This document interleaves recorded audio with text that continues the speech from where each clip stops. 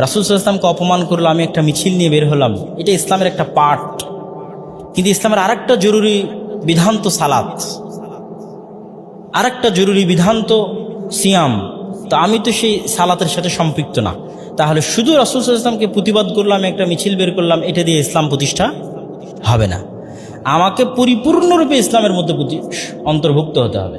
আমার ব্যক্তি জীবন, পরিবার জীবন থেকে সম্পূর্ণরূপে উদখুলু ফিস-সিলমি কাফা, ইসলামের অন্তর্ভুক্ত হতে হবে।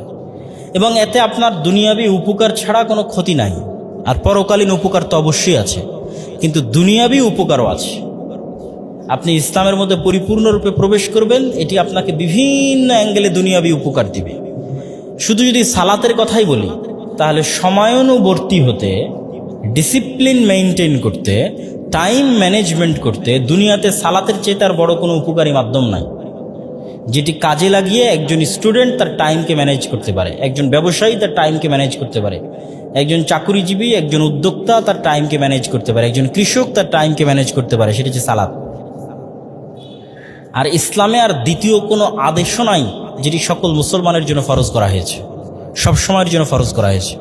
আপনি পুরো কোরআন এবং পুরো ইসলাম ঘেটে আর দ্বিতীয় কোনো ফরজ আদেশ নিতে পারবেন না যেটি ডেইলি আপনাকে করতে বলা হয়েছে। এখনও চিন্তা করেন যে ফরজ হিসেবে করতেই হবে, নিষেধ অনেক কিছু আছে।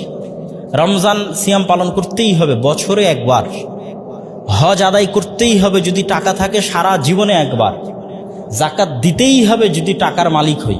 তাহলে যে টাকার মালিক না, যে গরিব, যার হজ করার সামর্থ্য নাই, যে ধনী, সকলের জন্য একটা বিধান সব সময়ের জন্য প্রযোজ্য, সেটা কি? সালাত। এবং সালাতের সকল শর্ত লঙ্ঘন হয়ে গেলেও সালাত আদায় করতে হয়। শর্তে বাতিলের কারণে সালাত বাতিল হয় না। যে আমি এখন অপবিত্র অবস্থায় আছি, আমার পবিত্র হওয়ার কোনো রাস্তা নাই, তাহলে কি আমি সালাত আদায় করবো না? সালাত আদায়ের জন্য এটি জরুরি, পূর্ব শর্ত যে আমাকে পবিত্র হতে হবে। বাট যেহেতু এখন কোনো সিচুয়েশন নাই পবিত্র হওয়ার, তো সালাত মাফ হবে না, আদায় করতে হবে? আদায় করতে হবে। কোনো সিচুয়েশন পৃথিবীতে নাই যেখানে আদায় বাদ যাবে। তাহলে আমাকে পরিপূর্ণ ইসলামে প্রবেশ করতে